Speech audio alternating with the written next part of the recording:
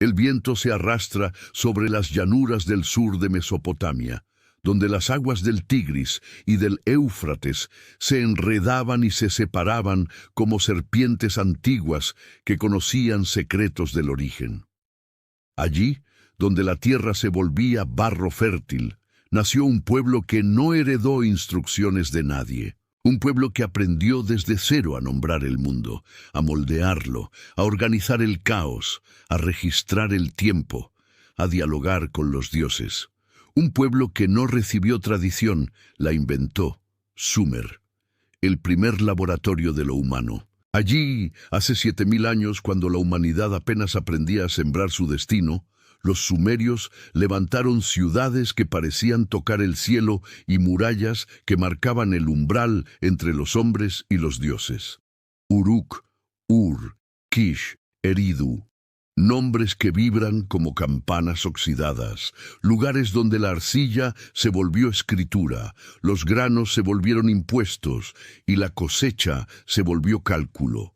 Desde estas llanuras surgió algo que no existía antes: la civilización, no una tribu poderosa, ni un reino conquistado, un modelo, un concepto, una estructura que definió cómo funcionaría el mundo durante milenios. Aquí nacieron la contabilidad, la burocracia, el calendario, el contrato. Aquí nacieron los reyes con legitimidad religiosa, los templos como centros económicos y el mito como herramienta política. En los muros de Uruk se escribía el derecho sin leyes inscritas, se escribía en los impuestos, en el grano almacenado, en el templo de la diosa Inanna. Una diosa que no era luz dócil ni delicadeza divina. Inanna era guerra, sexo, poder, nombre, caos, fertilidad y muerte. El cielo la temía porque ella era voluntad pura. Y en ese culto sumerio se revela una verdad incómoda. Sumer no era solo el origen administrativo, era el origen simbólico del deseo.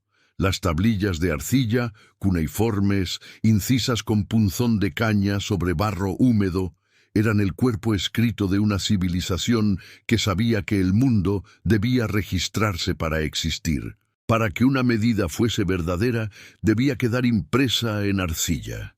Para que un pago fuese honesto, debía inscribirse. Para que un templo tuviera poder, debía contar y almacenar. Esta escritura, una de las primeras del planeta, no nació para poesía, sino para grano y números. Nació para decir cuántos sacos de cebada habían entrado y cuántos habían salido. La poesía llegó después, cuando ya existía la contabilidad. Y sin embargo, cuando llegó, fue la poesía la que le dio forma a la identidad.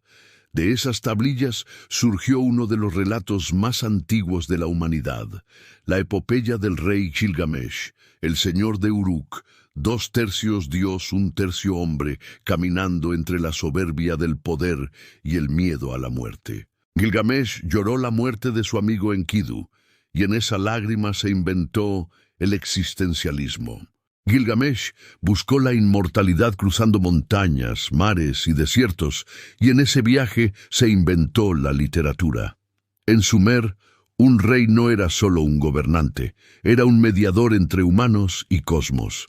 En Merkar, rey de Uruk, es recordado en una tablilla no como un político, sino como el hombre que construyó templos para convencer a los dioses de que la humanidad merecía seguir existiendo. Así hablaba Sumer. Un rey no conquista por ambición, conquista para mantener el orden cósmico. Y cuando ese equilibrio se rompía, incluso los dioses enviaban advertencias.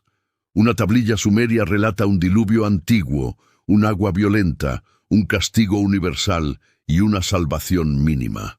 Ese diluvio se convirtió en raíz. Ese diluvio inspiró versiones posteriores. Ese diluvio resonó siglos después en la tradición hebrea. Sumer no solo registró impuestos, registró la angustia del universo. En estas ciudades, los templos no eran iglesias, eran bancos, eran administraciones tributarias, eran centros comerciales, eran observatorios astronómicos, Eran bibliotecas, eran laboratorios de lo divino. Sobre la cima de la ciudad no estaba el palacio, sino el templo, el zigurat, una montaña artificial donde el dios descendía y donde los sacerdotes ascendían para negociar con él. El zigurat de Ur, levantado para el dios lunar Nana, aún hoy parece un fragmento sólido del sueño sumerio. Bloques de barro cocido alineados hacia el cielo, 3 terrazas escalonadas que sostuvieron el peso de la religión y de la astronomía. Porque Sumer medía los movimientos del cielo, registraba eclipses, observaba ciclos, y del ciclo nacía el calendario, y del calendario el impuesto. No existe economía sin tiempo, y no existe tiempo sin astronomía.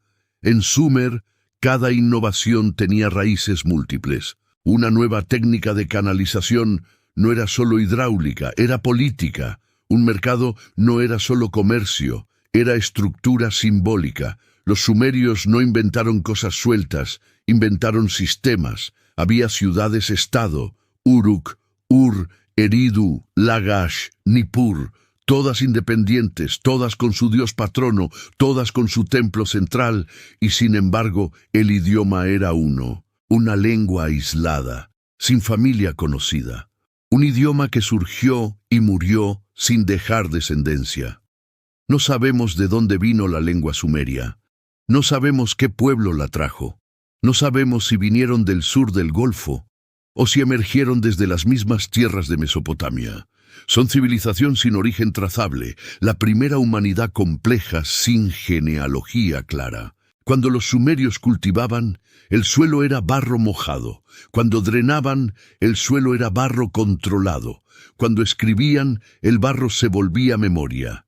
Esta obsesión con la arcilla no fue accidental. Sumer era barro. La civilización se modeló literalmente en barro. Y cuando el barro se secaba al sol, se transformaba en eternidad. Las tablillas que hoy leemos son ladrillos de tiempo comprimido. Son manos del pasado que aún hoy sostienen la pluma del presente. Pero la grandeza no los salvó. El equilibrio entre templo y campo era delicado. La sal se acumuló en los suelos, los canales se saturaron. La tierra perdió fertilidad. Deidades como Enki, dios del agua subterránea, y Enlil, dios del viento y la autoridad, ya no favorecían la cosecha. Y así llegó el declive, no como invasión repentina, sino como desgaste acumulado. Los acádicos, desde el norte, empujaron, y Sumer empezó a diluirse.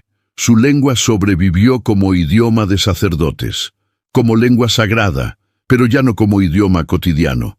La arcilla cambió de manos, pero el barro seguía escribiendo. Los sumerios enseñaron al mundo que para eternizar una idea hay que materializarla, que una cifra sin soporte se disuelve, que un mito sin símbolo se deshace. Por eso, en cada tablilla de barro se siente un pulso, en cada registro de cebada late la sombra de Inanna. El mundo moderno cree que la civilización comienza cuando aparece la arquitectura monumental, pero Sumer demuestra que la civilización nació cuando alguien decidió preservar el dato. Antes de la palabra escrita, la memoria humana era espuma. Con la escritura, la memoria se volvió piedra. Y desde entonces, el ser humano nunca dejó de registrar, contar, clasificar, archivar. La eternidad comenzó en el barro sumerio, y aunque su religión desapareció, aunque sus ciudades se erosionaron, aunque los nombres se fragmentaron, su estructura mental permanece. Cada contrato que firmamos tiene su raíz en una tablilla. Cada registro contable tiene su origen en un silo de cebada en Uruk. Cada poema existencial bebe del llanto de Gilgamesh. Cada teoría política sobre legitimidad y divinidad se hunde en las columnas del templo de Enlil. Los sumerios no fueron solo los primeros, fueron los que establecieron la forma. Sus ciudades eran máquinas administrativas, sus templos eran máquinas simbólicas, sus mitos eran máquinas ontológicas. La historia entera de Occidente se apoyó sobre sus mecanismos invisibles. Hoy, en las planicies secas donde estuvo Ur, donde la arena cubre cimientos que alguna vez sostuvieron torres de sueños, el silencio es profundo. Pero no es vacío, es silencio saturado, es silencio lleno de restos, es silencio de biblioteca enterrada. Bajo esa arena permanecen tablillas que aún no leemos. Bajo ese polvo hay poemas que nunca se han oído. Bajo esos ladrillos está el germen de toda nuestra arquitectura cultural. Y la pregunta final es esta: ¿cómo una civilización tan poderosa y tan sistemática desapareció sin gritos? La respuesta está en el ciclo, en la saturación del suelo, en la decadencia lenta y la erosión silenciosa. Sumer no cayó por espada, cayó por sal, murió por un problema agrario, por un detalle técnico, nada más humano, nada más trágico, nada más perfecto para recordarnos que la civilización no es invulnerable, que la grandeza no garantiza permanencia, que la memoria, para sobrevivir, necesita soporte físico. Y sin embargo, ellos lograron lo imposible, porque aunque sus templos son ruinas, aunque sus dioses son ecos, aunque sus murallas son polvo, su método sigue vivo. Es imposible mirar la escritura sumeria sin sentir que estamos mirando el origen de todos nosotros. Es imposible contemplar un sello cilíndrico sin sentir que estamos leyendo el prototipo del contrato.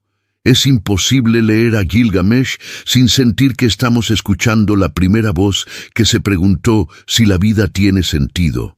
Sumer está muerto, pero su estructura sigue gobernándolo todo. Y por eso, aunque la arena cubra los sigurats, aunque el agua ya no fertilice la tierra, aunque nadie adore a Inanna, el espíritu de Sumer nunca desapareció. Porque Sumer inventó la civilización. Y lo que se inventa en el origen ya no puede desinventarse jamás.